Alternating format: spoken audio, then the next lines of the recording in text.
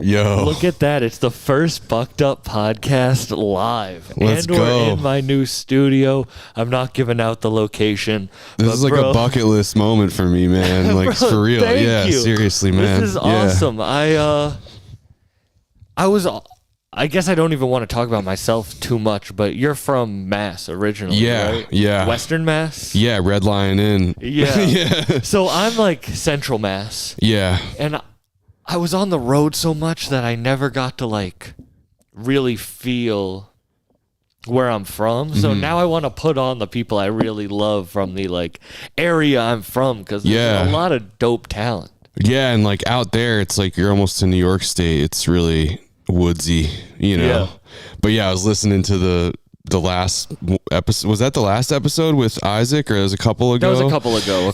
But like, just, you know, he was at the Red Lion Inn, and it's that's right where I grew up, you know, in the Berkshires, and it's just cool to like hear that somebody like him is out there doing stuff, you know. Yeah, I feel like if you break past the anxiety of travel, you realize the world's super small.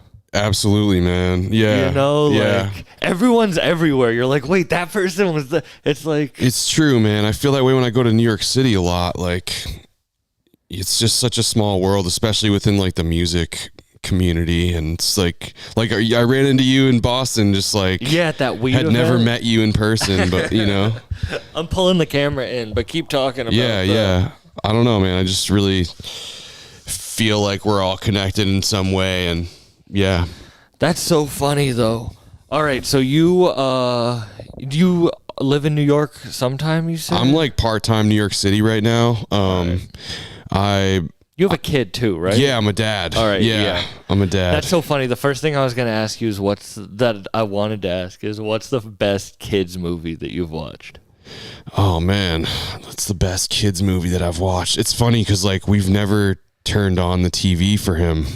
Never? Well, not really. That's gangster as hell. He's almost 2, it. so we really haven't watched any movies. But I'll speak for myself. When I was young, the first movie I ever saw was Lion King, and I thought that was pretty fire. That was the first movie I ever saw in a theater. But he's almost 2, so I feel like movies are coming up in the next couple years, maybe. But I feel like that's cool as hell, because I feel like parents would just put their kid in front of the TV as like like put them on sleep mode if they were a computer, you know what I mean? It's like, I know, and I see it all the time. And like he's almost at that age where you would do something like that.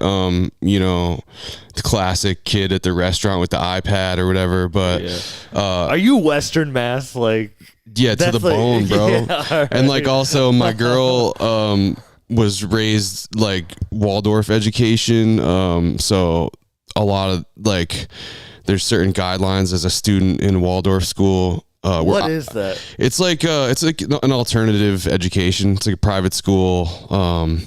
It's like a philosophy of education. Rudolf Steiner originates from Germany, I think, but just like pretty alternative ways of educating children, including like not watching any TV.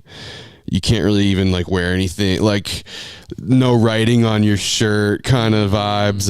And so I think she's into that. And like I am too, actually. So we just kind of lean away from screen time and stuff. Yeah. I was thinking, bro, as a comedian, I feel like I have to do detrimental things to further my art. And I really have been fucking with this idea of like being an adult is like not having fun. And it is having fun, but it's like not having the like quick time fun, if you know what I mean. Yeah. Like, yeah, man. I feel like it's important to keep that going. You know what I mean? As we get, you know, like I like fucked up horror movies, and I like super hard music, and I like wearing T-shirts that are offensive. Yeah, like I like eating McDonald's and like I like those things too, man. And like I feel like it's important to freaking live on the edge a little bit sometimes, you know, like I don't know. I like to be you know, I feel like it's part of our culture, man. Growing up, I feel like I always wanted to do like what older kids were doing. Like I was always trying to hang out with like an older crowd and like always do things that were like, I don't know, cool, I guess, whether it was like smoking cigs or weed or whatever. Like Yeah. I don't know, and then like going to festivals and like psychedelics and everything like that. And yeah, man. Was that the teenager you were? Yeah, I did a lot of stuff early, man. Like and then like you're asking me if I smoke and stuff, and it's like I got in trouble for weed in 2018, so I like had to stop. And like that really changed my relationship with it. Can you talk about it? Yeah. So like cool. I was like touring a bunch around 2018, and like off tour I was ending up in California like trimming herb and kind of making money on the side. And basically I ended up like, you know, just on these farms making an extra couple bucks, because like you used to be able to get like $250 trimming a pound of weed out there. Yeah. And like that's just very quickly like started to become not viable. Yeah. And then it got like a little more desperate, so then I started like, you know, working with it in other ways. And I was driving across the country back to Massachusetts. In Wyoming, I got pulled over. I had 2 pounds in the car, ended up in jail in Wyoming for a night, and ended up on probation. Had to go back out to Wyoming like a few times. Cost me like 10 grand. Damn. Had to stop smoking weed. Meanwhile, I'm in Massachusetts, and like all these dispensaries. I was about to be like, were you just smoking on the way Dude, the back? dispensaries are like popping up everywhere, and like I had to sit it out, man, and just like really changed up my whole thing. And it's, I don't know, man, it just kind of changed my relationship to it. So Yeah. but now I'm good, and my record is clean, and I like was perfect on probation or whatever. So Congratulations. thanks, Salute. man. What is a Wyoming jail like? Is it like a small town? It's like guys who kind of like, you maybe smack their wife around or something, you know, like, but then in the court, I went to court numerous times, and I would see the same people in and out. It was really sad. Like you would see the same few people kind of getting stuck in the system. Yeah. But it was nice too, you know, like there was a basketball court, you know, stuff like that. But you know, the phones sucked. There was a basketball. There was a moose head up on the wall. They fucking couple tumbleweeds here and there. No, it sucked, but it was also. It sucks that I want to be like, I've always wanted to go to Wyoming, but you're probably like, fuck Wyoming, dude. Now I have like a Wyoming trauma now. You're like, I never wanted to go back to Wyoming. I saw like a music festival in Wyoming, like a flyer for a music festival in Wyoming. I was like, that festival's gonna get busted, man. Like I have the Kanye Wyoming shirt. Oh yeah, I wear it, and you have because he's got like a compound out there, right?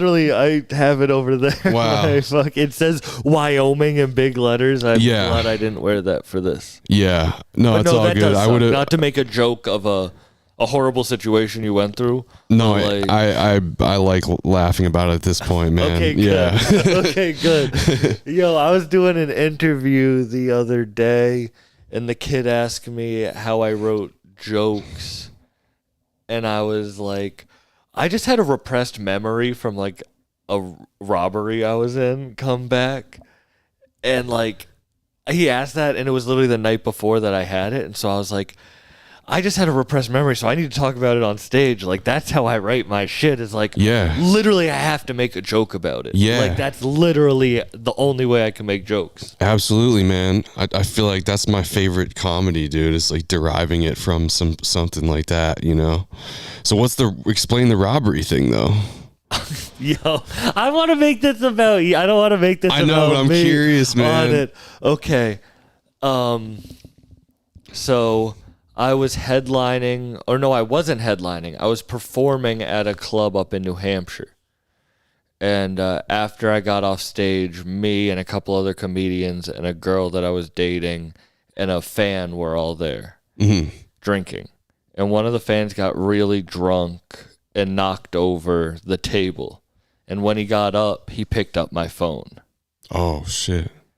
And so later in the night, we're trying to figure out who has my phone, and we figure out it was him. So we finally get his number, and the girl that I was seeing at the time, and this is the detail I forgot about. So think about this throughout, at the end of the story, be like, you forgot about this? She was like, he was being aggressive on the phone because he was drunk. He knocked over a table. So he was like, I don't have anyone's phone. And then she's like, well, like, I'll do something if you get the phone back.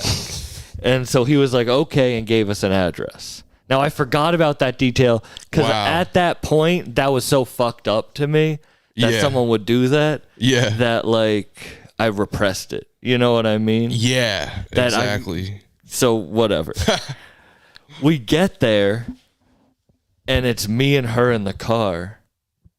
And he comes to the window with an assault rifle and puts it in the window. In real life. This isn't a joke. This isn't a bit. This is, I swear on everything, this really happened. Yeah. We pull up to an abandoned alley. And he comes up to the window with an assault rifle. And I'm like, you have my phone. And I guess I'll explain this. So at this point, I forget that he thinks she's going to pull up solo. He probably thinks we're setting him up. Yeah. So I forgot she kind of set us up by saying she was going to do this shit. Right. So he comes to the car like, what the fuck you doing? I'm going to kill you. And I'm like, yo, what the fuck? Like, I'm the comedian you just saw. And then he just starts bawling. And he's like, I almost fucking killed you. And he gave me my phone back. Oh. And the whole time the chick, my ex, was being real quiet. Yeah. And after we left and pulled up, bro, it's a crazy experience. He pulled the gun out of the window sobbing, and I sped off. Yeah. I was like, she's so chill, I need to date her. But really, she was quiet because she set us up. Yeah. And I forgot, and I was like, damn, I dated this chick because I thought she was so cool. Yeah. And really, she set us up to, I like really almost got killed. Like, like not like, haha, like there was an assault rifle in my face. Wow. Like, that's insane, man. Yeah. So, that was the robbery story. Yeah. You ever been robbed? Like, you ever been? So, what's the closest near-death experience you've had? Oh, man. I mean... Sorry, I didn't mean to just go on a tangent. The closest near-death experience I had, I was driving back from a show late at night out of New Paltz, New York, that we went to, like, some show there with my buddies, and we were definitely, like, sauced up. I was young, though. I was probably in late high school, and we were driving, and my buddy dozed off at the wheel, and it was me. I think there were like 4 or 5 people in the car. It was a packed car. Buddy dozes off, and he starts like swerving, and then he wakes up, and there's a car coming towards us, and he wakes up, and like, I don't even know, man. I kind of blacked out. But we spun around a bunch of times, and we ended up perfectly backed up in a driveway as the other car just like drove by, and we just like sat there like freaking frozen for a few minutes. And I had another experience like that when I was driving, and it was like just one of those times where like I was going through an intersection, somebody blew through a stop sign, and just like the distance between me and their car was like nothing. But do you think those gave you a better appreciation for life? Yeah, man. Yeah, like truly, like. Yeah, I think the second one, when I was driving and like had such a close call, like I feel like there was something going on in my life at that time that. I don't know how you feel about this, but I feel like the universe kind of slaps you when you're not on your path. Like, I feel like I wasn't really on my path at that time, and when that happened, I kind of like was reminded to be grateful of this shit and like get back on track and like, you know, not be messing up so much.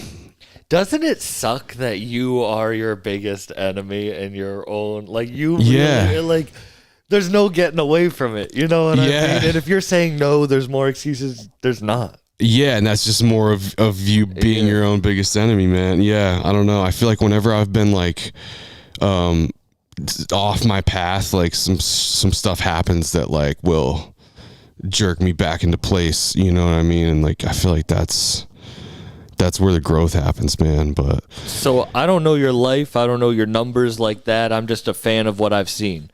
But since you having a kid, everything you've put out, I've really loved, and I've loved seeing the growth. Thank you, I man. see that. I don't know why, but I see that. That's dope. And I think there's a lot of people I see that think that having a kid could ruin their career. Yeah, I mean, there was an element of my own thinking, like, that was like, oh no. And like, I wasn't really ready or whatever. And it's like, you know, it's like jumping out of an airplane, man. You're going to be freaking scared about it. How old are you? I'm 32. Okay. Yeah.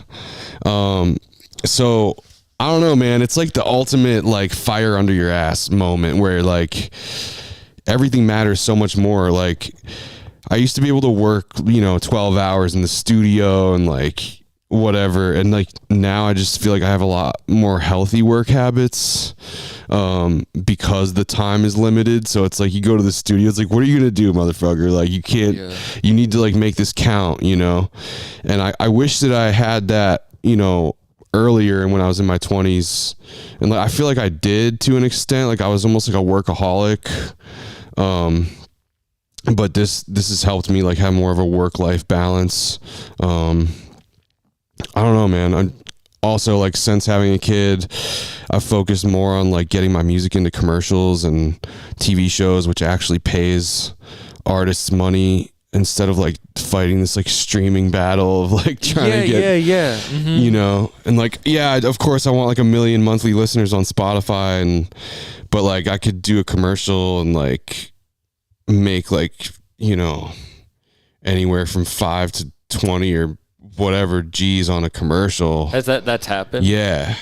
What like commercials and movies have you done? I just did a commercial for Xfinity, the wireless company. Yeah. So that's going to be that's what this Wi-Fi shout out to Xfinity, on. baby. I hope the Wi-Fi is good. Are you on Xfinity Wi-Fi? Yeah, wow, that's divine timing right there. Cool, man. So yeah, you know, just like focusing on licensing more, and I've been really frustrated with Spotify, man. Like, it's such a climb to get your numbers up there. And then like I had my music taken down. I don't know if you saw that, but it's happening to a lot of artists right now. What happened? Dude, they like, well, first of all, I have this song, which is on my album From the Woods. It's called Never Gonna Come Down, which is funny. Like that's what the song is called. It's like somebody was messing with me. So I noticed that the song got 10,000 streams in a day, which isn't typical for me currently, and I was like, damn, that's fire. And then it dropped back off, and I was like, this is weird. Like, and I don't know how it happened or why it happened or whatever. And then like a month later, I got an email from DistroKid, my distributor, saying that all the streams from that song were artificial, and then they took down the whole album From the Woods from Spotify. But it was still up everywhere else. And then I like made a big stink about it on social media. And I also found out that's like happening to a ton of artists right now. So my theory is that there's like some sort of bots or whatever, like whoever somebody could have been messing with me, man. You know, like, I was able to re-upload the album, and use the same ISRC codes, so like the play counts stayed the same and stuff. So I was able to. It's back up, yeah. And like I got more attention about, you know, it being down than I was like came back. I was like, yo, it's back up.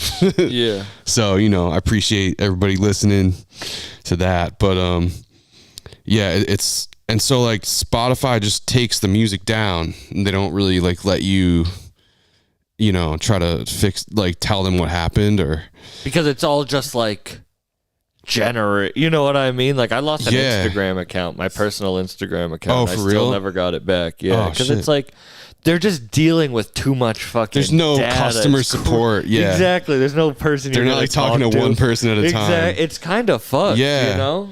And like then there's like you can even pay for Instagram verification and then like they claim that you get customer support for that, but then it's like I've never seen a way to like reach out. Like that's crazy though. So then there's also basically, I think this kind of went under the radar, but Spotify isn't paying artists for songs that have under 1,000 streams.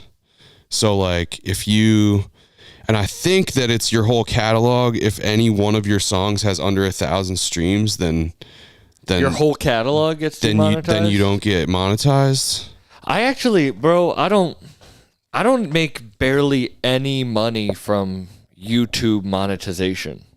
Are you monetized? I'm monetized, You are? but I make so little money because of whatever, like smoking weed or like if someone says a swear or even probably me just saying YouTube monetization will mean this video gets demonetized. Right. Even saying the word demonetized probably gets like it's crazy. If I scrolled through my videos, it's like I wonder if I can show you how many of my videos are. Let's see how we're sounding. Oh, this is a song. All right, cool. Dude, it sounds crispy. Yeah, that sounds good. And I don't even want to jinx it. I was about to. Good. You know what I mean? It's that Xfinity Wi-Fi, man. No. Like, look, demonetized. Because it picks up on certain things. Demonetized. It's probably like 60% of my videos get demonetized. And like you could play the game of, making monetizable videos, but it's like you also want to be yourself and let everything fly, right? Well, it's so crazy I just think for me, I realized that that's not where I was going to make my money because of the stuff. Now, that has nothing to do with you. It's not like the music you're making is getting you pulled down. That's not. Yeah, but it's not like, that. Yeah. No, that's just some fuckery from Spotify. Dude, I mean, I've got plenty of conspiracies behind it, All right, what do you think? Like, okay, so I don't know if you've seen the Netflix thing about Spotify. It's called The Playlist. No. But it's like a fictional series about how Spotify started, and basically Spotify started, they just like threw money at the major labels, and like they had to get the licenses to have music on their platform in the beginning, right? And that included getting the biggest songs from the biggest labels, which, it's like Warner and Sony. And so my like conspiracy, which it is that the major labels are like just shutting down independent music by like creating these bots that'll go and like get an independent artist music taken down so that they have more of the You have share. seen this happen.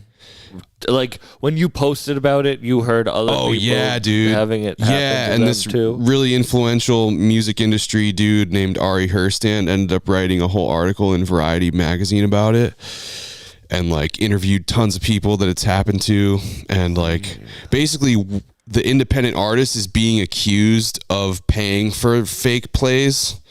But like I don't do that, and I didn't do that with that song, so it's like something else is going on, man. I know the way you meant it, but I love that you're like the dude who's like, I've killed people. I didn't kill that guy. Yeah. You were like that. Well, no, I mean, no, I'm just like I don't though, and like no, I know. I've never killed anybody. No, but like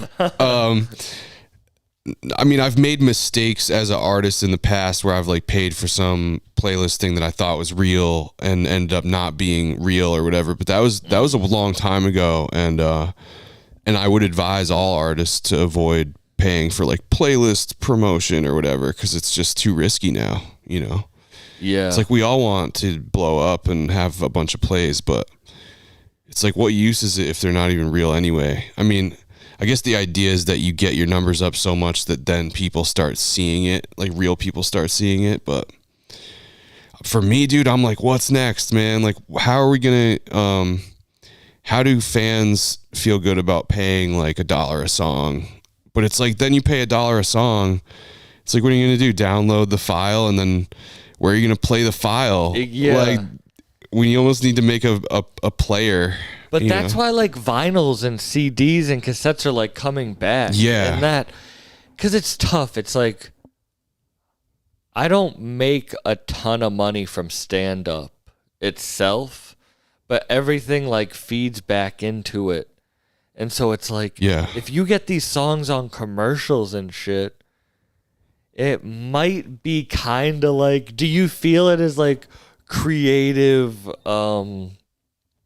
chokehold? Like, do you feel like it's like, do you feel dirty doing songs for commercials and shit? No, I feel great. I feel great. Like, that can allow you to then do all the other shit. Exactly. Because, it's like you have to find a way to fund your career, right? Whether it's stand-up or live shows or, I feel like you have to find a way to, like, what is going to make money and then use that to do what you love.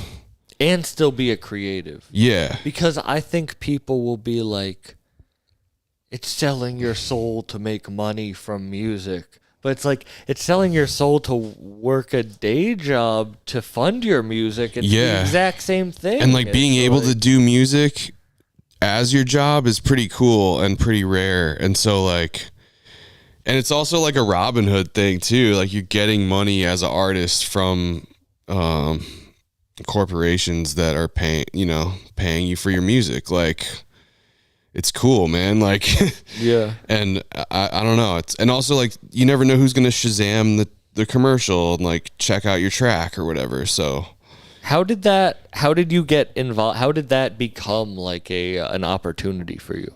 I like learned that sync licensing was a way to make money from music. And so I like did this huge deep dive. And then I don't even know what sync licensing is. Sync licensing is like anytime music is used with like a video. So it could be that it's on a TV show, like a song on a TV show or a song in a commercial, or even like now it's really popular to try to get your music placed with like popular YouTube creators or whatever. So sync licensing is like music with video or music for video. And like sometimes, you'll make something custom for a video thing, or they'll pick your song, which is super nice when they pick your song because you already made it, Yeah. So yeah, that's. So you just were learning about it, and then. Yeah, so with you reach out to the company, you just start making songs for the companies and hope that they pick them. I started by delivering like all of my music to this one company, and they pay me out twice a year. I've gotten like a Netflix TV show placement from that. What show? All American. It's like a sports show. Yeah, it's cool, man, because then you get the upfront fee and then you get royalties. Are you a sports guy? No, I'm not, man, but that would like, be so dope if you got a huge... Actually, dude, I'm like, I love basketball, and like I love it even more right now because like the Knicks right now are freaking crushing, dude. Like, I know nothing about sports. Really? Not like I used to as a kid, but I forgot about everything. Yeah, I was wondering how into sports you are. I'm like, not really it's like the athletic things I do are so like, I think I do them because it's like hipster athletics. Cool. I run and do yoga. And yeah, do like that. Yeah, I've seen you in the gym, bro. Exactly, Yeah, like I've been getting back into lifting. Cool. But back to my point about if it would be hilarious if you got an all sports audience.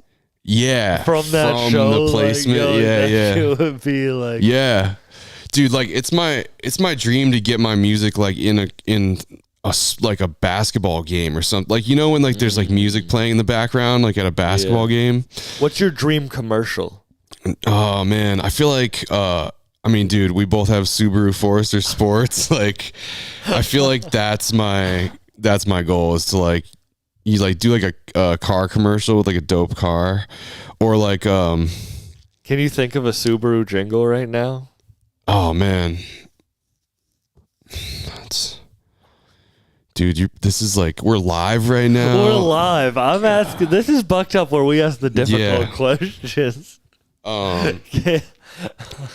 I'm in sport mode. Like, I'm in sport mode. Actually, I kind of did, dude. I have this song called Source Code, and I was like writing about like when I first got the Subaru Forester Sport. I'm in sport mode, staying extra bold. Like, Do you know who DJ Lucas is? yeah. He always raps about his Prius, which I love. Yo, he has like 3 Priuses, and dude, he raps about them. Yo, that's crazy. My car before this one was a Prius. Yeah, that's some real Western. That's the car that I got arrested in Wyoming. Really? Yeah. Damn. Yeah, I was driving like 80, 90 through Wyoming in the Prius, and I got pulled over. The shit on you. Yeah. Yeah, you were. Yeah, that was not. And I drove. Smoking too? No, but I had been on these farms, and my whole car inside out, and me, I was just. Yeah. I was smelling like it, you know, like the pounds were vacuum sealed in the back, and like I just smelled. They could have just been open. Yeah, yeah. So, no, but yeah, yo, DJ Lucas seems cool. Has he been on this? Yeah. He's been on a couple times. Sick. That's the homie, dude. He's a Western. He's repping it hardcore. He's got the 413 in his handle. He has a polar seltzer tattoo. Amazing. Which is some real not Boston shit. Yeah. You don't have any tattoos? I do. I have one on my neck here. It says now. Oh wow. And a neck tattoo's. You're a real rapper. Yeah, I've never even seen it, man. It's back there. I don't know. You don't even look in a mirror. No, but like I got that. You're like, wait, what did it say? I've never seen. I got that tattoo as like a reminder to stay in the moment. Like, yeah, I used to, be really interested in meditation and spirituality and shit, and like that was. I also used to write graffiti a lot, and that was I could tell. That. Yeah. So did that come after psychedelic shit? Yes. DMT. I did try DMT back in the day. I was really into. I experimented with mushrooms early on. LSD. While you were young. Yeah. How young? Like high school. Okay. Yeah. I was talking to by my mid 20s, I was like, well, I did that already. Like, it really opened me up to spirituality, though.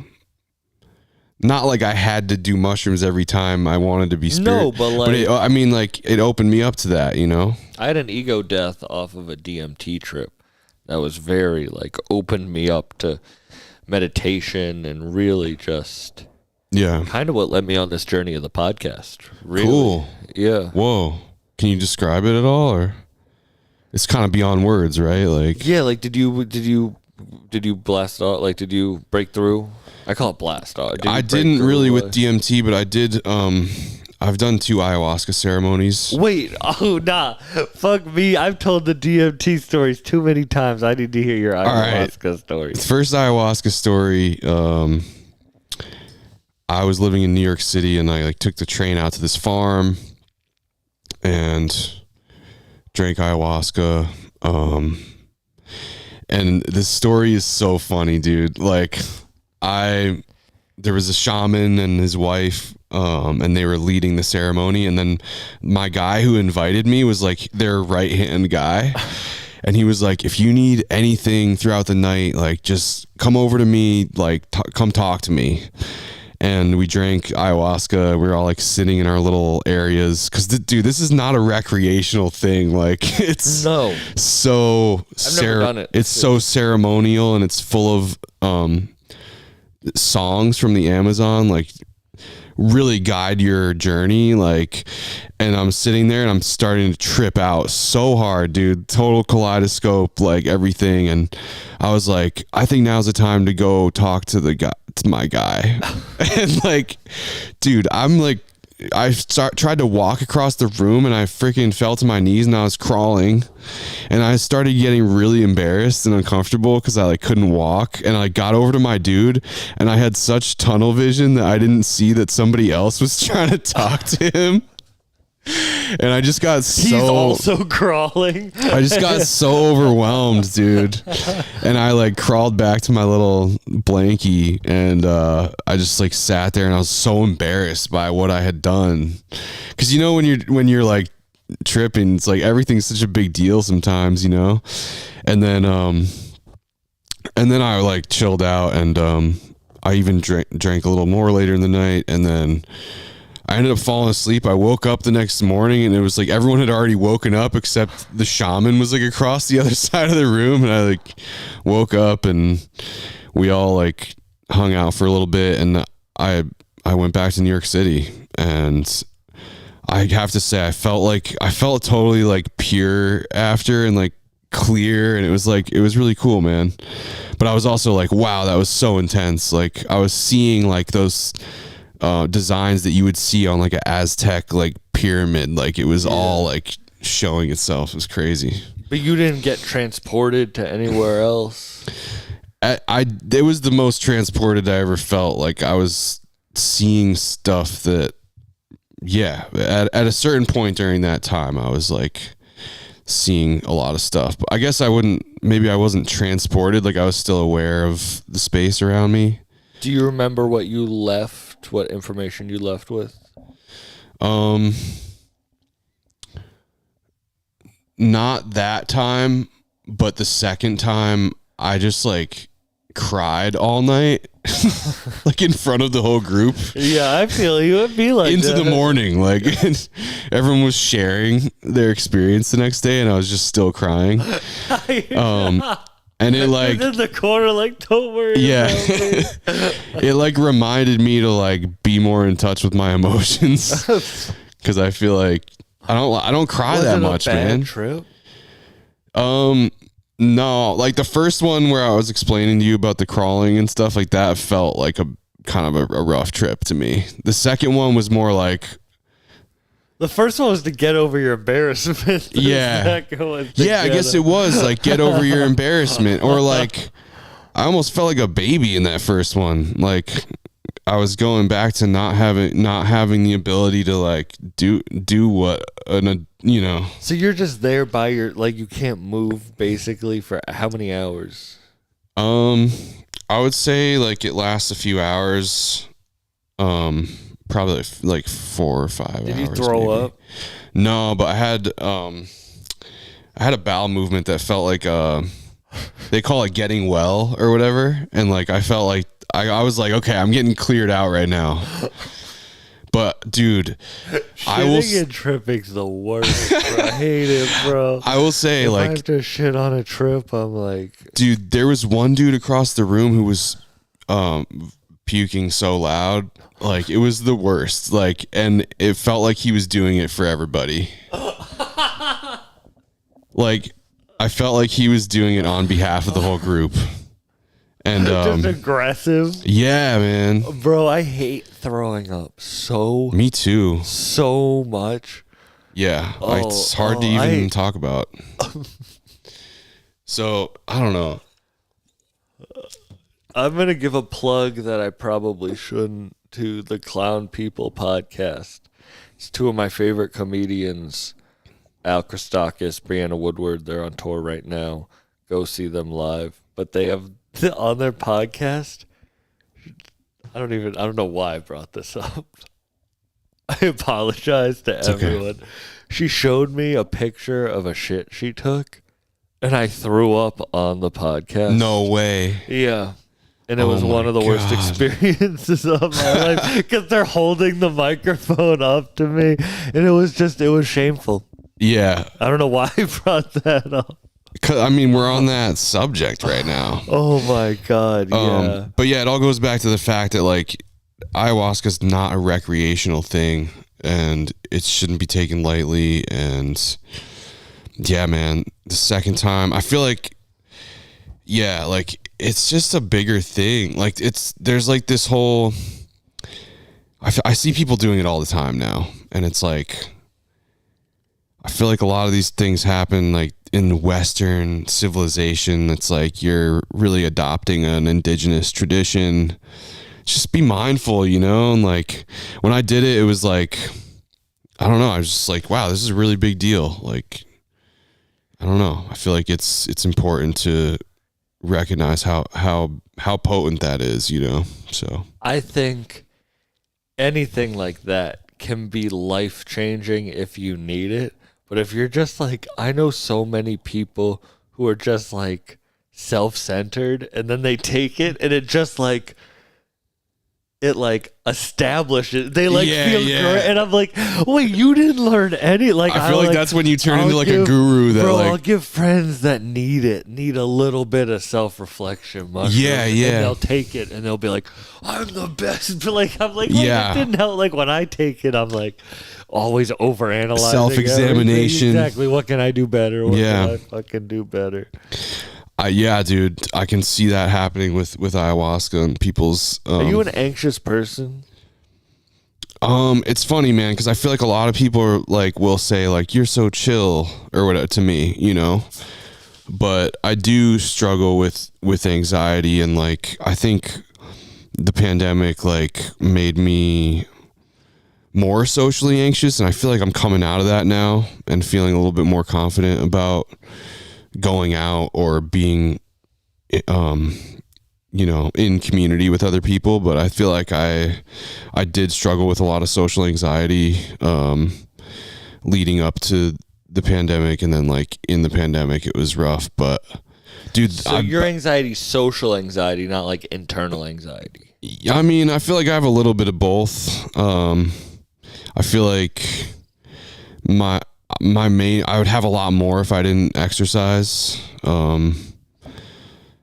I've had panic attacks before, not a lot, but a couple times.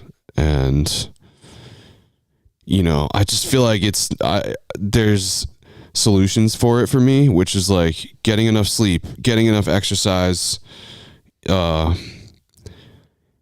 getting hangry.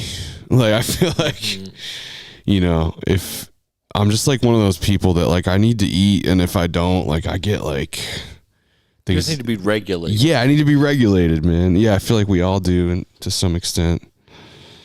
You were talking about Spotify conspiracies.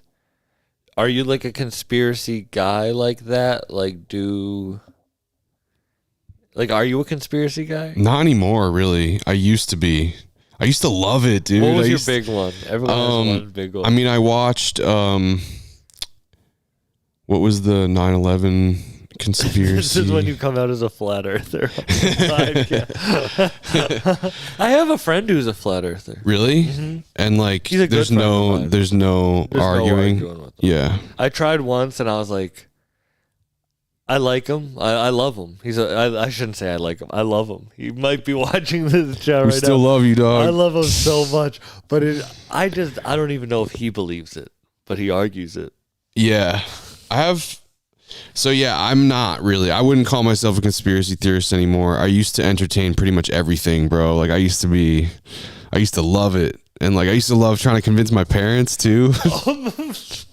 You know, like how deep down the rabbit hole did you go? I mean, my parents are both very level-headed, so I don't think I really changed anything, but it's like I'm so far removed from it that I can't even remember this documentary I watched back in the day about, it was about 9/11, but it also like ended up being about like Illuminati and like.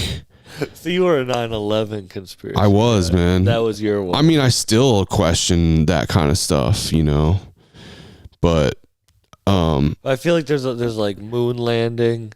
Yeah. There's like the Illuminati. Yep. There's the 9/11. There's Paul McCartney's death.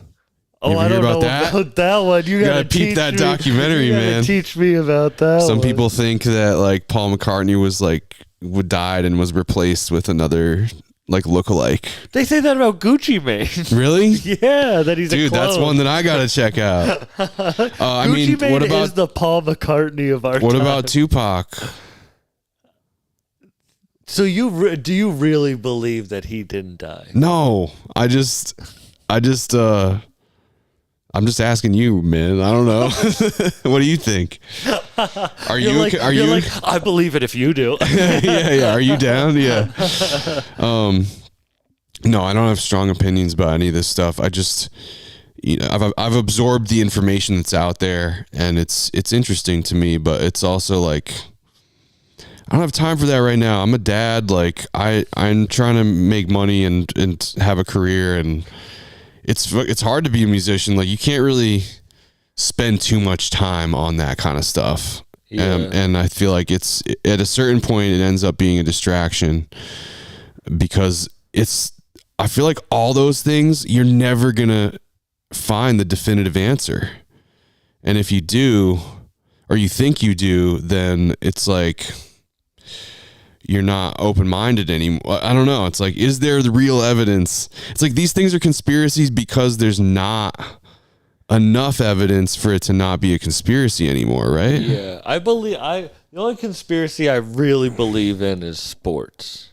Okay. That it's like manufactured. Dude, that's... Not that it's fake. Yeah. Maybe some of it is. But I mean, the whole thing is just like... Yeah.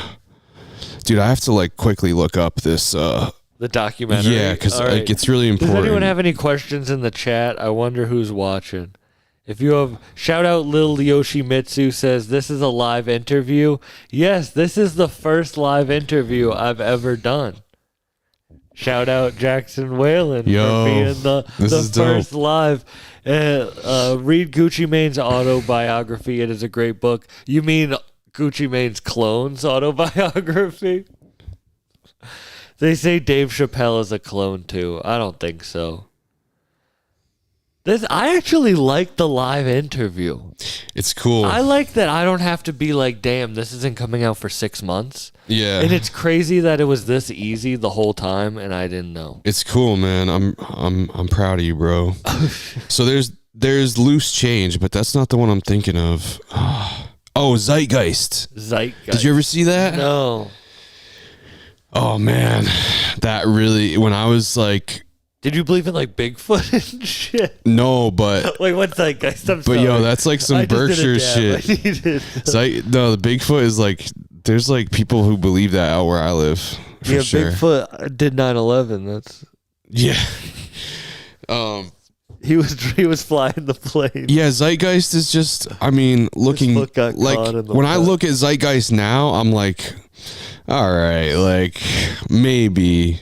But when I first watched it, I was like, this is it. I figured it out. Like the veil has been lifted. Like there's a very small, and it's true, man, there's a very small group that's controlling a lot of stuff. But the way that they put it was like, you know, that they did 9/11 so that you know, and like I'm definitely getting demonetized. Yeah. I mean, dude, I think the documentary is out on YouTube. I don't think it's making money though. Yeah, no, it's not making money. That shit is not netting any. That's like, hey, bro. Yeah. I don't mean to, I love jumping from topic. But it sucks that you get demonetized because basically I'm saying I'm not into that stuff. You know what I mean? Yeah, you're like past me was demonetized. Maybe I can reimburse. You know, I don't know. It is. I think it's crazy. Yeah, the whole not getting money from views thing is crazy. Even Instagram. I had a video that did 25 million views. I was listening to that on your podcast with Isaac. Oh, we were talking about it? Yeah. Of course I keep talking about it. No, but it's important, I talk about it because it's crazy that, like, I got $0 from that. Yeah. And I know in some way Instagram made money from that. Yeah. You know what I mean? Yeah, because, like, people who saw that, you know. And like, imagine if you had a song 20 years ago that had 30 million listens. Yeah. You'd be like. Yeah. Yeah, exactly. You'd be like now it's a huge deal if you move like a couple thousand CDs or you know, like. Yeah. Back in the day, and that's the thing, man. Like I was born in 1991. Like I grew up on the cusp of like CDs and then those just going away and then downloading whatever I wanted from LimeWire. Oh, I was. Did you ever? Yeah, bro. I was Monkey D. Luffy on Pirate Bay. Bro. Yeah, exactly. I would download full discographies in like 11. Yeah, it was amazing. And like I was listening to my favorite hip hop. and crazy mixtapes and stuff, and then Spotify turned up. But it's like we grew up on the cusp of all that stuff, you know. And I just feel like when I first started rapping, when I was like 8 or 9 years old, I was like, I'm gonna get signed, I'm gonna make CDs, you know. Like it was like this whole model. 8 or 9, you really were, dude. Like, I was set on the fact that I was gonna like make it with this shit, and it was, dude. I gotta send you one of my first. Did you CDs, ever not believe it? No, I was very sure of myself, almost to a fault. But there was like a crew in my high school that was like trying to like tell me I wasn't gonna be shit. But yo, can I play you like one of my first joints ever? Of course, bro. I would. Dude, this love is like that. some exclusive ass shit. This is some exclusive shit. Lil Yoshimitsu says Bigfoot did 9/11. He liked that one. Nice. Yeah, it's gonna take me a second here to pull this up, but basically my first album was called Scriptures of an Odyssey. I don't even know. Okay, Percy Jackson. Yeah. Let's find this here. I've got a few tracks here. I used to be called the Apostle, like APOSOUL. How old are you? It's the hot flow, yeah, the apostle. Check it out. Yo, what you want? It's the hot flow, the apostle's throwing down. Yeah, check it out. Yo, it's the invasion. Up in first place and I'm racing. Staying patient, pacing with the knowledge that I am acing. And laying hot bricks over my craving foundation. Astonishingly have these whack cats drier than a raisin. Amazing, crushing beats with quality of condensation. Disabling raging, make beats that get kids rampaging. My dimension is Asian, vocabulary in which I'm bathing. Maintaining, swinging like Johnny Damon, skill is raining. Still praying, one day it'll all swoop down like a raven. Aiming, shooting down, and I'll leave nothing remaining. Indentation in creation. Anyway, bro, I was maybe like 12 or something when I dropped that. Okay. Yeah. And you like put it out on shit? No, there wasn't shit back then. It was like CDs and MySpace. I think Were I you had it on. handing out CDs? It was on and shit? MySpace. Yeah, I was handing out CDs through I got them through like a local like CD duplication service. My parents were funding my rap career at that time. How did they feel about it? Dude, I mean, were you saying bars that they did? They were supportive, dude. Like, yeah, I was probably saying some stuff they might not liked, but I think that they supported me because I was expressing myself, and like it really was therapeutic for me at first. Like I was like an angry kid, or at least that's how I remember myself. But once I found like rap, I kind of chilled out a little bit. Really? Yeah. And so that you were recording, I mean, that was pretty good quality for like Thanks, man. 12. Dude, there were like a couple guys who were in my town who really helped me. Like, even though I was like a fucking kid, like one of them's name is The Archetype. Do you know him? He's out in Boston. He has a studio out there. Yeah, he should be on this. I'll link you with him. But him and then this dude Pablo, who's in New York now, they both still do music. But it's like, dude, you saw the Berkshires. It's like the Red Lion Inn. You know what I mean? Yeah. Like it's very regal and like historic. But when I was growing up, there were like a few cats like rapping and helping me out. It's so funny. I feel like rap is a lot like comedy. Like listening to that, it's cool seeing your progression. But it's funny how many words you're trying to fit into the beat. Yeah. Bro, comedy's the same way. When I would go up there, when I first started, I'd be like, just like trying to get as many things. And now, I don't give a fuck. People probably wish I talked faster on stage. Yeah. I talk so slow. I feel like pacing is everything. Like in comedy and in rap, like I feel like part of me was trying to prove myself so much, like that I was like trying to fit in a ton of like multisyllabic like words, and definitely to a detriment. Like it was detrimental. Like, was it like a Christian? Like, was that like? Dude, I don't know, man. I feel like that was like I'm like, sorry, I had to. no, ask. it's definitely like the apostle. Yeah, like, and Dude, like, I feel like it was like subconsciously Christian. Like, I feel like You were because I was never Christian. Like, we your weren't. parents weren't. No, we were not Bro, they born and were. raised Why is Christian. that kid a Christian rapper right now? But like Nas had the same thing, like Street's Disciple. You know what I mean? Like, okay, so you I were feel like it pops up in hip hop. You know what No, I I mean? know, but I'm. But yeah, no, it was not directly That's Christian. So funny. I'm not like I'm not like a Lecrae type rapper. Like I'm not trying to identify No, with. I mean, it was then. That it was just then. funny that was like. It's like, why did I Yeah. call myself that? You know, when you're a kid, you do some dumb shit. I know. And you look back and, dude, honestly, I look back and I like find a couple cool bars. You know what I mean? But like, Yeah. it's covered in this like. Bro, I wrote this story that I found in first grade that they published in the like book of everyone's work. They had like, bro, I don't know why they published this. This is crazy. I don't even know. Bro, it was about. It must have been right after 9/11. Oh, wow. This is why they published it. Yeah. Because I was in first grade. Yeah, so this was right after. The whole story was about it was a terrorist attack at the White House, and George Bush died. Oh and my it's God. George Bush in heaven looking down at America. And it's this short. I wrote this in first grade. Wow. Bro. I read this and I was like, "What, Dude, The yeah. actual fuck was I?" And they published it in like what, the newspaper? Published. Dude, that's awesome. Do you have like a cutout of that?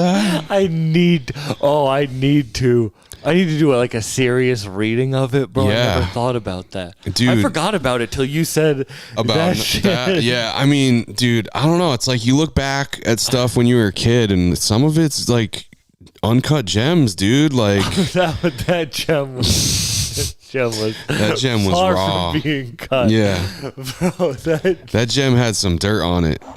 that shit's crazy. Did you ever get in trouble as a kid?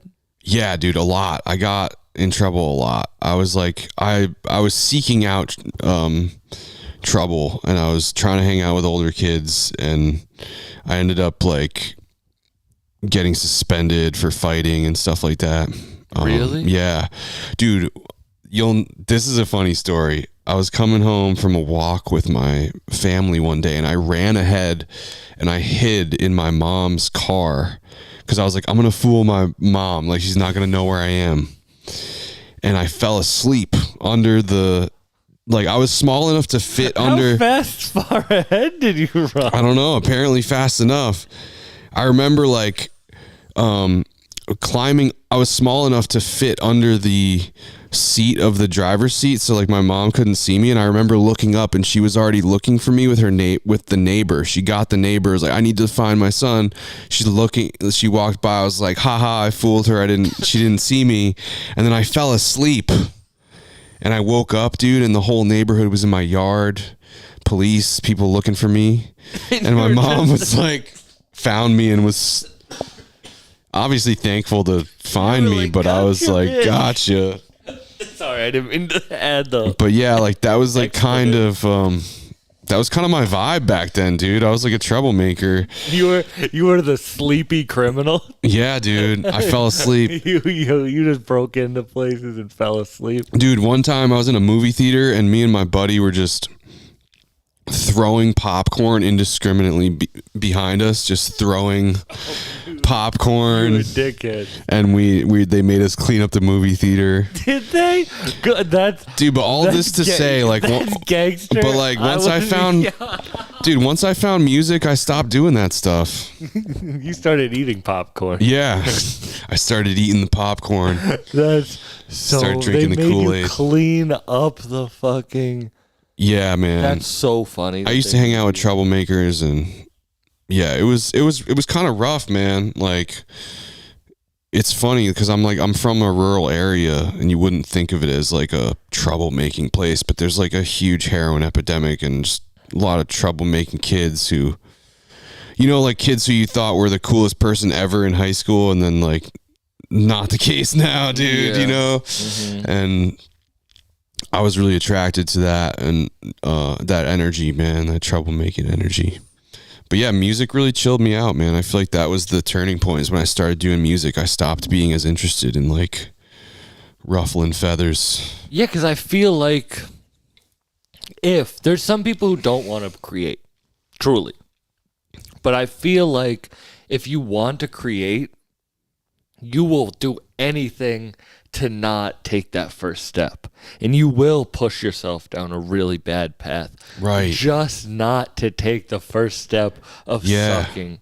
Like, is that procrastination or is that it's self? It's like procrastination, but it's self sabotage. it's just like But it's kind of laziness. Also, it's at like the end of the day, it's laziness. It's laziness not to follow your dream because you truly know you could do it. It's not like you don't believe in yourself because then you wouldn't even want to do it. It's just laziness, and that's not to say that that's bad, but it's like if you really want something, and you're lazy if you don't know how to get it, whether that's a relationship or a job or anything. It's like there's things that you're gonna have to do that you might not want to do. And I'm not saying like belittle yourself or sell yourself short, but it's like the path is gonna be long and hard, and you know it's gonna be long and hard. So like, don't be lazy, or be lazy and stop complaining that, oh, I'm not making it because of blah blah blah. Like, dude, this shit is hard, man. Like a lot of there's a lot of administrative work that goes into doing music that people don't want to do or whatever. There's like a lot of things that could hold you back, but I see it happen a lot, man. Where there's like someone who's super talented. And it just doesn't. I don't know. Like there's a number of things, but it's like I feel like unconsciously you might be making your situation really bad so that you can use art to lift yourself out of it. And like sometimes your situation is so bad that like creating is the only thing that could lift you out of it. Yeah. There's a whole spectrum, man. But I feel like, the laziness factor is huge, man. Like, also, bro, I just love your shit because it's super DIY, and I mean that in the most loving way possible. Thank you, man. I love the way you shoot your videos. I love the way that you make your music. I love the way that your lyrics are just talking. It's like it's just you know what I mean? But it's like you kind of streamlined it into what is the best method. Cool. And it's from an outsider perspective. Thank you, man. For real. And so I think for me to talk about me, whatever, it's just like, that's why I like doing this live, bro. It's like I see so many podcasts with huge studios and 4K cameras all around, and they're renting out this, and they're spending so much money. And then it's like, that's not sustainable. Yeah. Bro, look at what I have right now. This is the same equipment I had when I started the podcast. Dope. Like, you don't need shit, bro. Like, anyone could do this, man. Anyone can do anything. Yeah. You're just lazy. Yeah. You really are, and I mean that with the most loving. Yeah. Like, I mean it like a stern father. Like, I mean it like you're lazy. Like, and I say that with love, for real. But it's like, you can do it, and you can do anything with not much. Yeah. And it's like, it's okay to be lazy if you know that you're being lazy or whatever. And it's like, yeah, man, sometimes it's easier to not do this stuff. Like and I was listening to this podcast with Benny Blanco the other day. And he was saying, like, you gotta be not afraid to fail, right? Like, you could put out your podcast and like no one's gonna see it at first, and like, how does that feel? It doesn't feel great, but then like you just keep going, dude.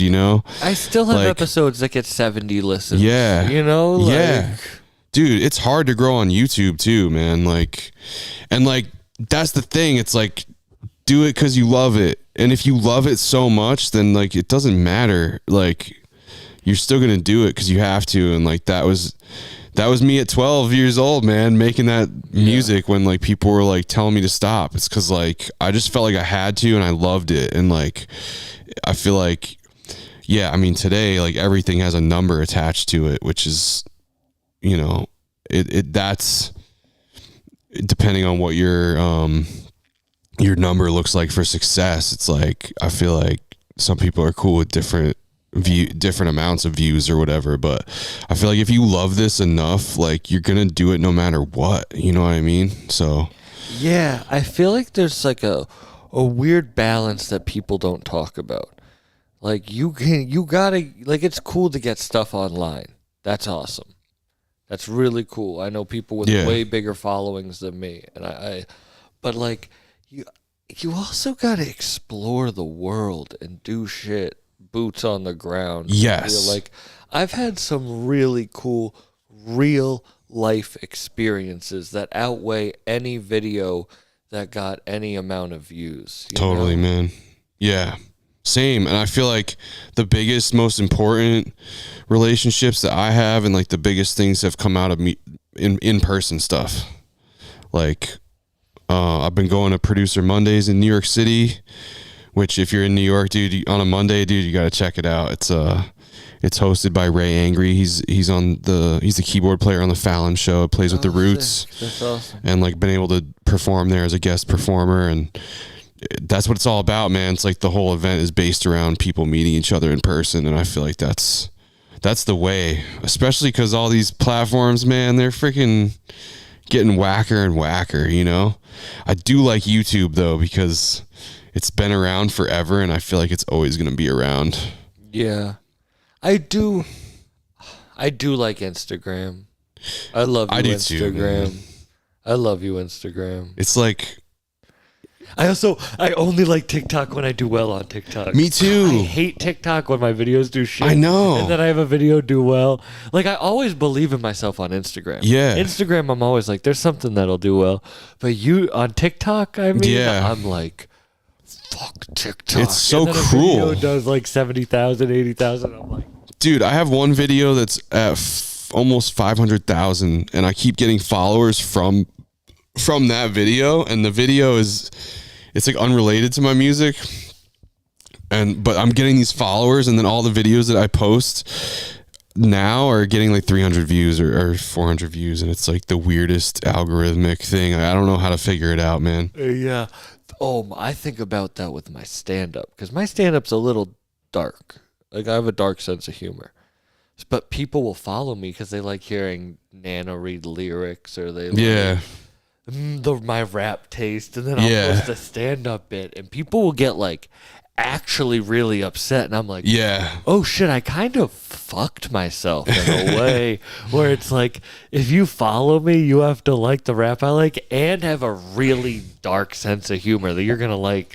That's a niche, it's a niche audience. It's a super, I did put myself, but that's cool though, that like that is the audience, like that's the definition of the audience. Like I feel like a lot of people throw too much different kinds of stuff out there. I feel like knowing what you're doing is a huge part of it, you know? Or it's really knowing what you like, right? Like, and then standing by it and just doing that. Who do you think your listeners are? I don't know, man. It's kind of all over the map, but I feel like my listeners are like people who love, I don't know, like the hip hop that we grew up on, you know? And then, dude, I don't know if you've seen this video, but I have this video. It's probably my most viewed thing on YouTube. It's called Sensitive New Age Guy, and it's total comedy, satire. I don't think I have. Dude, you gotta watch this. I don't think I have. And like, so there's like an element of my audience that is into that kind of stuff. New Age Guy? Yeah. Can I pull it up right now? Yeah, pull it up, man. Yeah, it's like my most viewed material. New Age Guy. Yeah, it came up fast. That's it. 7 years ago. It's a song? Yeah, it's a song and music video. sensitive new age guy. Sensitive new age guy. Join my commune at open heart sky. Bare feet, Mother Earth, you're missing out. While we're blissing out on my mama's couch for now. But the Kickstarter page is getting ready. Plus I'm knitting medicine pouches for my... I can see how people probably thought you weren't even joking with Yeah. this. I bet people were like this. Where's the commune? Where can I sign up? They're real. That's a lot of people out in fucking Western Mass. Yeah, and elsewhere like Cali and Colorado and everywhere, man. That's crazy. No, I didn't even see Dude, that. so I used to be that dude. Like I lived you? I You lived were in hip? India for 3 months, dude. Did you? Oh, you gotta Yeah, talk like I was about like that. studying Oh, spirituality and India? sustainability in India. Oh my god, you were on your Eat Pray. I was on my Eat Pray Love bag. You gotta have an album called Eat Pray Rap. Yeah. Dude, but then I got disillusioned by it all because I realized that it's not like some people were like just like acting like this and like not really. Yeah. There's a dark side to it, man. Like there's like a shadow side to like the new age community, man. 100%. It's like and- fucking. It's an organized religion. Yeah, and so when I started to kind of like not take myself as seriously, and then me and my co-writer on that track, Robbie, came up with the idea, and we were just laughing about it, man. It's like it was total comedy rap for us. It was like a Lil Dicky kind of vibe for me. It's a good That's how I song, saw though, it. But it does 100,000 views. That's Yeah. crazy. You know, and like it's funny because I could have become that dude, you know what I mean? Like I could have become that guy, and I think I do have a portion of my audience that is Hippies. yeah, hippies, or they want to laugh about that kind of stuff more, you know. They want. Oh, would you go down? Would you start doing hippie themed rap? As a joke, yes. Like I would do a snag part 2 if Yeah, there was like a enough part like 2. yeah. That's so funny. You'd have to grow the beard again. Yeah. Totally. Are you a nerd about anything? I mean, definitely hip hop history. Am I a nerd about anything?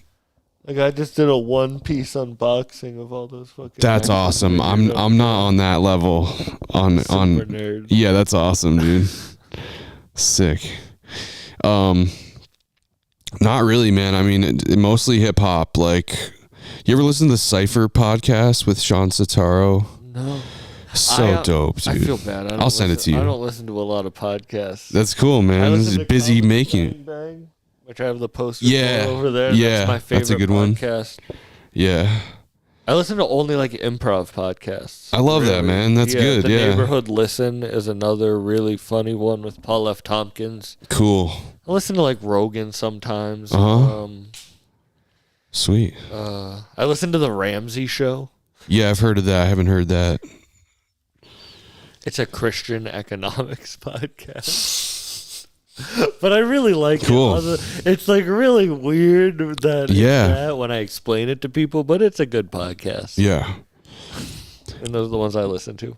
Cool. Yeah, I can't really say I'm like a nerd about anything. I mean, stuff that I like to do other than music is like I love cooking food. I love being out in nature, exercising, hanging with my fam, you know. I went for a run today. It was beautiful. Sweet. Yeah, it dude, this area is really nice. Yeah, the hills suck for the running though, Oh, yeah. because you have to run hills. Get no matter destroyed. where you are, but it's nice. I like it. Yeah, it's good for You you. can drive like I'm not going to give locations, but you can drive pretty close, and there's places that are flat that you can run for miles, which is nice. Sweet. Yeah, because I'm big, so running fucks my knees up. Yeah, man, just gotta keep going, and I don't know. Yeah, I feel like there's this one hike that I do that is just destroys me every time. It's like straight up, and it's like it I don't hurts. Like hiking. I don't like hiking. Yeah, I would like hiking if like it was easier. yeah, Because I want to smoke and at the top of a mountain. yeah, and like look at the beautiful view. I don't And want to go, bro. I'm fine going to the top of the mountain. I don't want to go down the mountain. yeah, it's hard on the knees, dude. It's annoying too. Yeah, You're like, I already climbed a mountain. Can you just get a slide? Yeah. There's just a slide. Yeah. What do you think about the Massachusetts like hip hop scene, or like what do you think about rap in Massachusetts? Like what's I think the there's state some of it? really good artists from Me too. Massachusetts. Like, I just don't think I feel like we need to have like a summit. like I feel you, but those always. I feel like I'm gonna get hate for saying this, but fuck it, I'll say it anyway. Because why hold back? If anyone, there's still people watching actually, but I might get hate for saying this. But whenever there's like ciphers or meetups, or it always turns to a corn fest. Yeah. Because people always think this is my chance, that have never done shit any other time. They think that's their chance that To shit's make gonna it. happen. Yeah. And then they just take it over, Yeah, yeah. and it always becomes a corn fest. And I'm not Yeah. a rapper, bro. I'm a Yeah. fan. So as a fan, it's like I don't want to go to any of those things because it's just that's what it people- turns into. Yes, Yeah. people who don't do shit. Coming just out, trying to yeah. impress. Yeah. Like, I don't know. I know, bro. man. Like I think people need to put their pride to the side and start DMing motherfuckers that they like their shit, and not scared that they won't like beat packs, or not scared that they won't like verses, or Yeah. not scared that, okay, someone gave you a price the first time you met them. Don't get butthurt. Maybe you can meet them another time. Go to one of their shows, and then Yeah. then they meet you, and then they like you as a person. People just, bro, the ego ruins so many artists, and I think agree, the man. ego ruins Massachusetts art. And I think people always think that these things are gonna happen, but when really, if you just put your pride to the side and just DM'd that motherfucker how you really felt, and that you really loved his shit, then that would get you. That's how I got everything. Yeah. It's not like I have a secret formula to everything I got. Yeah. I just put my ego aside and told everyone how I really felt about them. That's great, man. That's Like- such good advice. I feel like a lot of the time people think that there's one event or connection or show or whatever it is that's going to skyrocket you to the next level. But I feel like blowing up, quote unquote, is so incremental, and I feel like you only realize how incremental it is after you've been doing it for long enough, you know? Like, I feel like if you show up to something expecting for it to be the be all end all, like, you know, after this moment I'm gonna be like, I'm gonna have made it, you know what I mean? It's like there's an element of delusion in that, you know? Yeah, and I've said this on the podcast a few times in the past, so sorry for repeating myself, but it's like, cool. That one right there, the one in the middle, the Yeah. vinyl, that's the Conway the Machine vinyl that Yeah. I'm on. Like, I have a skit, not even a skit, it's a clip from us talking on The blue podcast. record? Or The one with like it looks like the alien getting Yeah. sucked up. oh yeah. Yeah, the other one's an SD-NAC record that Yeah. I'm on too. Sick. Clips of the podcast, but it's like I had those. I get to rep Bruiser Brigade with Danny. I get to, like, I've got to do so many cool things.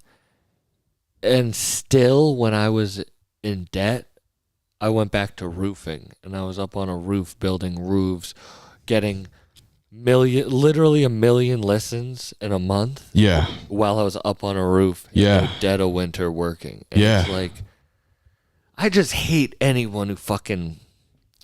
It just gets me. It gets me mad. Dude, that it's people, important like, to share people that. Don't get what it really takes. People just don't get it. You know, Dude, I was working on one of my first big commercials, and at the same time I was doing like DoorDash because I hadn't gotten the check in the mail yet. And then, like, you know, I've done songs with people like KRS-One or Mr. Liff or whatever. It's like, dude, I just applied to an A&R job in New York because I was like so sick of the roller coaster of doing music where, like, it's like what you're saying, man. Like, from the outside looking in, it looks like everything's going great, you know, and like I feel like it's important for people to know Yeah, like I applied to this job almost out of desperation because I'm like sick of being like a self-employed artist, and like at the same time as I'm applying the job, I got another commercial placement,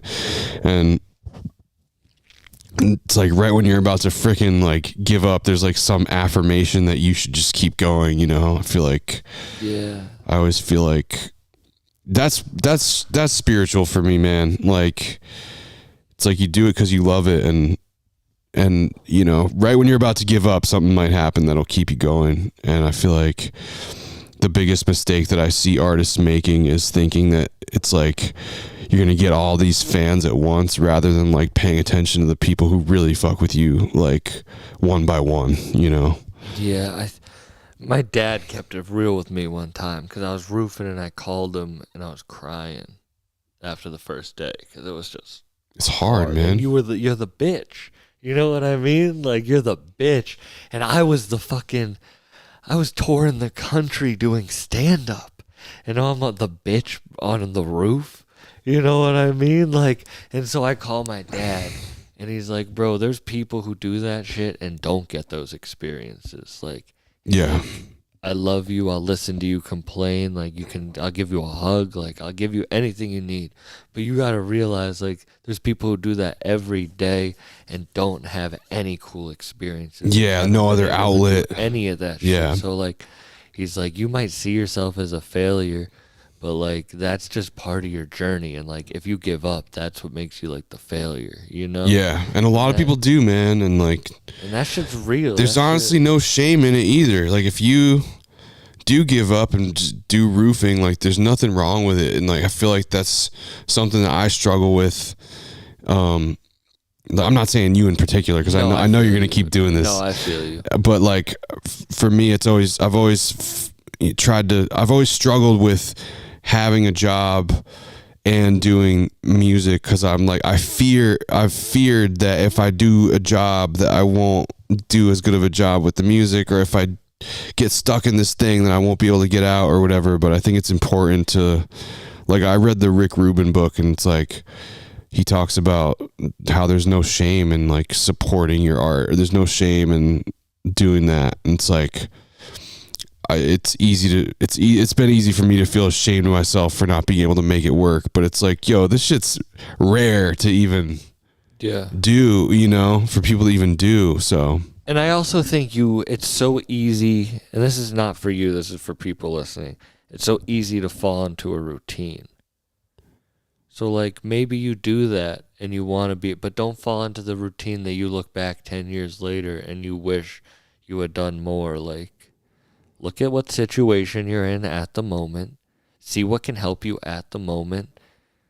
I think, like, you can't think in grandiose terms as an artist sometimes. Yeah. Sometimes you have to go day by day. Yeah. And that's real. I bet some of your best content came day by day, not like absolutely. You know what I mean? Yeah. Like, that's how it works. It's true, man. And like, if you get some breakout moment, like, that's the result of the day by day shit. Yeah. You know? It's not some fucking, the one time thing is gonna fucking make or break you. Yeah. Not and to you keep could going on a tangent. I apologize. It's true, man. everyone. It's true. But yeah, man, I appreciate being able to talk about this stuff with you, for real. People on IG who said they can't hear me, I'm sorry. We're live on YouTube. We're doing a live podcast. I just decided to go on IG too, but go over to YouTube if you wanted the better quality. Do you have anything you want to plug? We did over an hour. We're like at an hour and a half right now. Dude, that's amazing. We're an hour 20 recorded audio, and then the other shit, it's all going to be on YouTube, but this is the backup. That's great, man. Yeah, I could plug a couple things. I just put out a new track called This Hits Different. It's out. I'm experimenting with selling songs directly on my website for $1. So, which equals like a few hundred Spotify streams, you know what I mean? So, and then the next track I'm dropping on May 24th is a cover of a Mac Miller song, which I'm actually singing on. So that's Circles by Mac Miller. I'm singing that with this girl Alana, and then got some shows coming up. JacksonWhalan.com for all that stuff. And yeah, Appreciate you, man. This was dope as hell. Thank was you cool, for doing man. this. Thanks for being my first live podcast. Dude, no doubt, man. Thank you. Everyone check out his shit. Follow him. It's dope as hell. Thank you all for listening. Thank you to Lil Yoshimitsu who kept the fucking Thank you. chat going. Thank you. This has been Bucked Up. Like and subscribe. Goodbye, everyone. Let me end these